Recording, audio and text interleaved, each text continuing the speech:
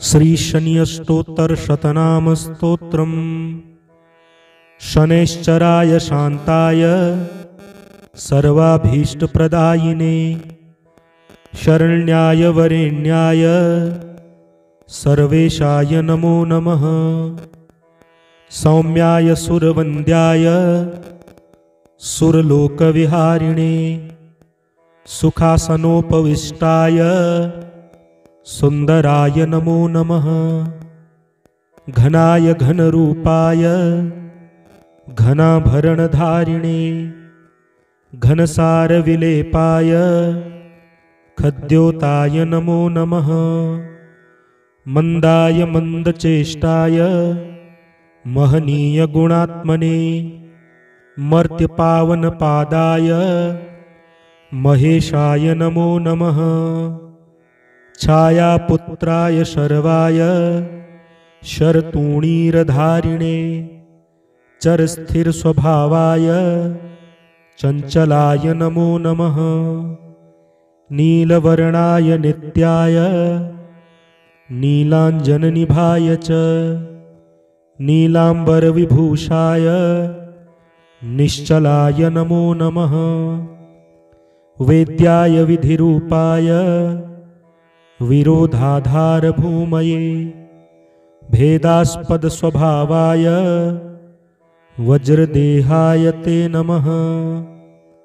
वैराग्यदाय वीराय वीतरोगभयाय च विपत्परम्परेशाय विश्ववन्द्याय ते नमः। गृध्नवाहाय गूढ़ाय कूर्मांगाय कुरूपिणे कुत्सिताय गुणाढ्याय गोचराय नमो नमः। अविद्यामूलनाशाय विद्यास्वरूपिणे आयुष्यकारणायापदुद्धर्ते च नमो नमः। विष्णुभक्ताय वशिने विधिधागमवेदिने विधिस्तुत्याय वन्द्याय विरूपाक्षाय ते नमः। वरिष्ठाय गरिष्ठाय वज्रांकुशधराय च वरदाभयहस्ताय वामनाय नमो नमः। ज्येष्ठापत्नी समेताय श्रेष्ठाय मितभाषिणे कष्टौघनाशकर्याय पुष्टिदाय नमो नमः। स्तुत्याय स्तोत्रगम्याय भक्तिवश्याय भानवे भानुपुत्राय भव्याय पावनाय नमो नमः। धनुर्मण्डलसंस्थाय धनदाय धनुष्मते तनुप्रकाशदेहाय तामसाय नमो नमः। अशेषजनवन्द्याय विशेषफलदायिने वशीकृतजनेशाय पशूनां पतये नमः।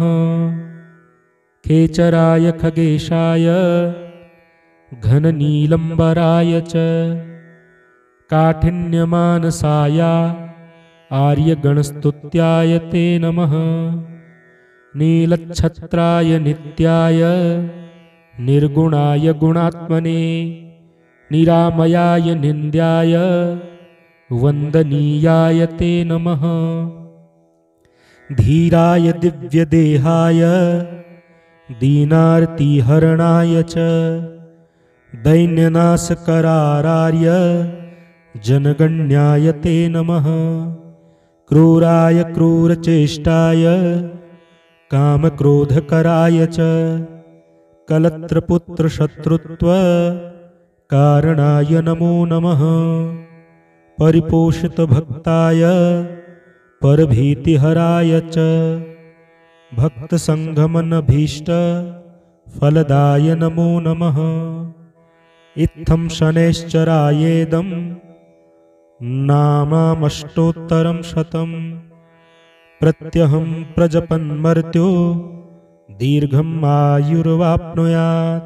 शनैश्चराय शान्ताय सर्वाभीष्टप्रदायिने शरण्याय वरेण्याय सर्वेशाय नमो नमः।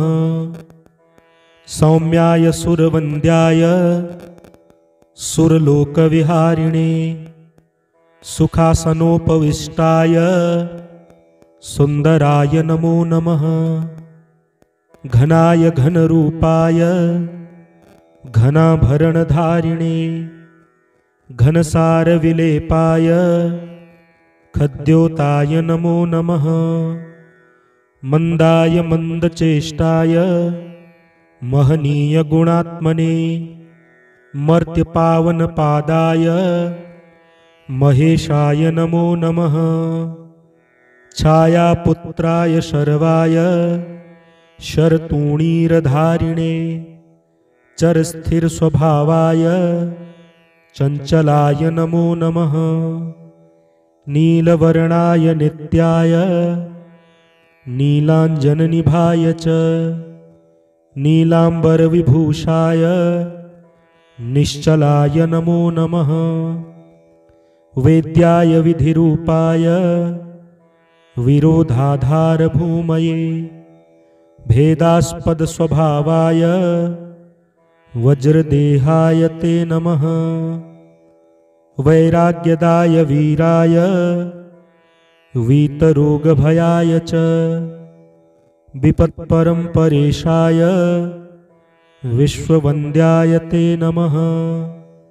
गृध्नवाहाय गूढाय कूर्मांगाय कुरूपिणे कुत्सिताय गुणाढ्याय गोचराय नमो नमः। अविद्यामूलनाशाय विद्यास्वरूपिणे आयुष्यकारणायापदुद्धर्ते च नमो नमः। विष्णुभक्ताय वशिने विधिधागमवेदिने विधिस्तुत्याय वन्द्याय विरूपाक्षाय ते नमः।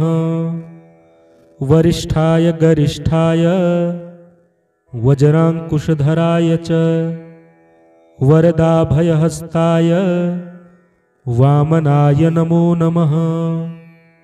ज्येष्ठापत्नी समेताय श्रेष्ठाय मितभाषिणे कष्टौघनाशकर्याय पुष्टिदाय नमो नमः। स्तुत्याय स्तोत्रगम्याय भक्तिवश्याय भानवे भानुपुत्राय भव्याय पावनाय नमो नमः। धनुर्मण्डलसंस्थाय धनदाय धनुष्मते तनुप्रकाशदेहाय तामसाय नमो नमः। अशेषजनवन्द्याय विशेषफलदायिने वशीकृतजनेशाय पशूनां पतये नमः। खेचराय खगेशाय घननीलम्बराय च काठिन्यमानसाय आर्यगणस्तुत्याय ते नमः। नीलच्छत्राय नित्याय निर्गुणाय गुणात्मने निरामयाय निन्द्याय वन्दनीयाय ते नमः। धीराय दिव्यदेहाय दीनार्तिहरणाय च दैन्यनाशकरार्य जनगण्याय ते नमः। क्रूराय क्रूरचेष्टाय कामक्रोधकराय च कलत्रपुत्रशत्रुत्व कारणाय नमो नमः। परिपोषितभक्ताय परभीतिहराय च भक्तसंगमनभीष्ट फलदाय नमो नमः। इत्थं शनैश्चरायेदं नामामष्टोत्तरं शतं प्रत्यहं प्रजपन्मर्त्यो दीर्घम् आयुर्वाप्नुयात्।